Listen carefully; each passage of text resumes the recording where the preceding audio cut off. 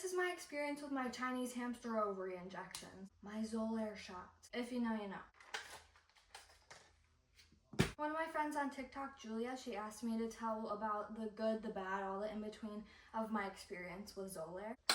To start out, Xolair has changed my entire life in more ways than I can explain. I owe my whole life to whoever made that up. I do also still struggle with my mast cell symptoms, like this feed bag that I very much did not get a good chunk of my feeds last night. That's happened a few nights now because my GI mast cells are flaring up and I end up with really intense pain attacks in my intestines. But it's because I'm eating foods that irritate my mast cells. So while my quality of life is significantly improved, I do still have very impactful triggers. Starting out with the bad or negative things that I've experienced, which have been, by the way, in my opinion, minimal and very much worth the risk. The biggest thing is that, and I cannot like 100% confidently contribute this to Xolair. Xolair can cause some hormonal shifts, and with those hormonal shifts, I got a fibroadenoma growing in my right breast and I had to get that surgically removed. Surgery went well, it was benign, even though the biopsy had abnormalities. And I also know of someone else who had the same thing happen to her after starting Xolair. Again, can't say 100%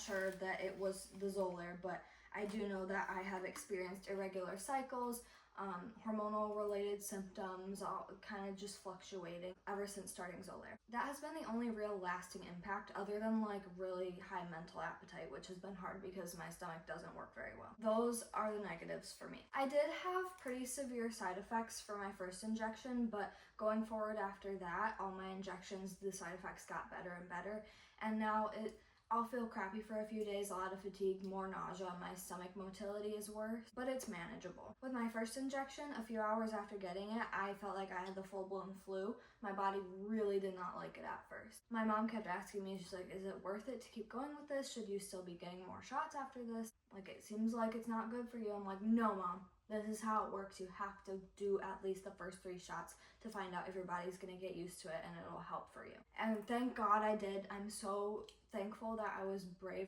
to keep pushing through those very impactful side effects. Now those side effects have gotten a lot better and I have very positive impacts. Now the positives from being on Xolair are a much longer list. I think I just put salt in here. I'm really hoping, because now I have to do sugar, but I don't want to double up on either. The positives have been, overall, all of my mast cell symptoms have improved at least somewhat. I used to only be able to eat Thomas mini bagels. Now I can eat many more foods with having either no reaction, mild reaction, or at the very least less of a reaction than I would have used to. I remember one time I did a food trial with a centimeter-long piece of a green bean, and I was screwed for multiple days after that because my mast cells hated it. I felt so sick and my symptoms were significantly flared up. Now I can eat like an entire portion of a food that I react to and I'll have a significant reaction, but clearly the magnitude is very different. All my pre-anaphylactic symptoms are significantly better, like difficulty breathing, tongue, mouth, throat swelling, mouth blisters, feeling faint, significantly better, significantly less reactions like that. Like, it's rare that I have a reaction like that anymore. I do better with foods, I do better with meds, I do better with fragrances, chemicals.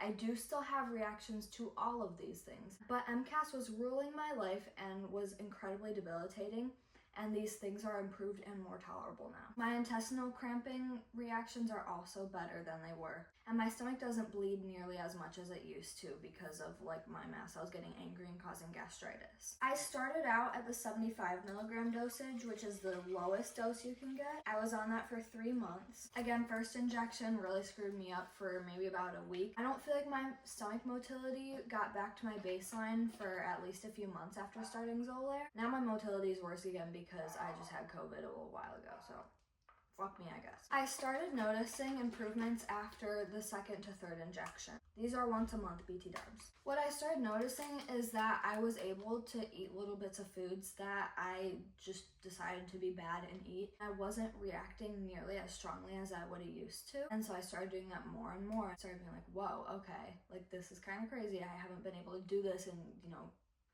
months, if not years.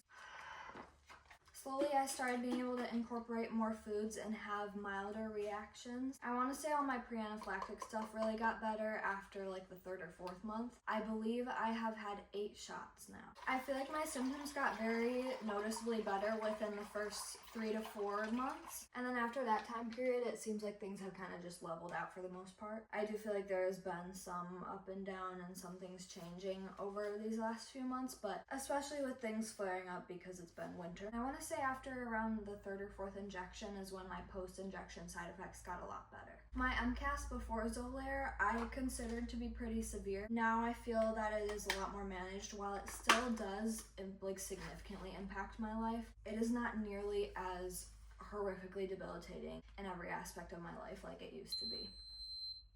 Sorry about that one. That hurt my ears. So to recap, started really noticing differences after 2 to 3 months. Negative side effects really wore off around 3, 4, 5 months. The hormonal changes still persist, but it doesn't bother me that much, and I wouldn't change it for the world. I'm so grateful that I decided to try Xolair. Also, it does not work for everyone. So while I believe it's important, as long as you don't have anaphylaxis from it, I think it's important to stick through the first 3 injections to really give your body a chance to let it work. But it, again, is not going to work for everyone. One of my best friends, it didn't work for her, and she's on Dupixent now. But this is just my experience. For me personally, it has changed my life. Let me know if you, oh my lord, go in the bag. Let me know if you guys have any more questions about this. I hope this was helpful and or encouraging if you're on or starting Xolair. Starting or being on a biologic can be really scary, but for me, it was incredibly worth it. I hope this helped.